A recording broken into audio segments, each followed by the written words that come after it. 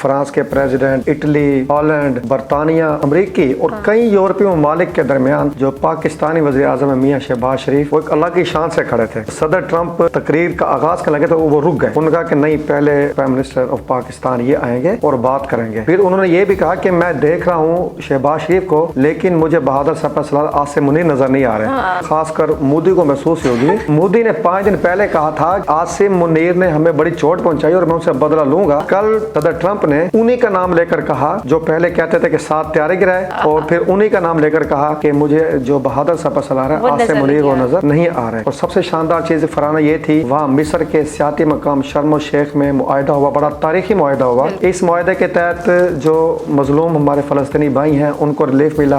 अगर 20 कैदी रिहा हुए इसराइल के तो 2000 के तकरीबन जो कैदी फलस्तीन के वो भी रिहा हो। तमाम अरब ममालिक थे, यूरोपीय ममालिक थे। वाहिद हमारा प्यारा वतन पाकिस्तान का नाम क्यों गूंजता रहा? पाकिस्तान का नाम गूंजता रहा उन 7 त्यारों की वजह से जो हमने बुज़दिल दुश्मन गिराए। पाकिस्तान का नाम गूंजता रहा एक शानदार अस्करी दिफाई ताकत के तौर पे। हमने इतनी बड़ी ताकत को शिकस्त दी और इतनी बड़ी ताकतों के दरमियान एक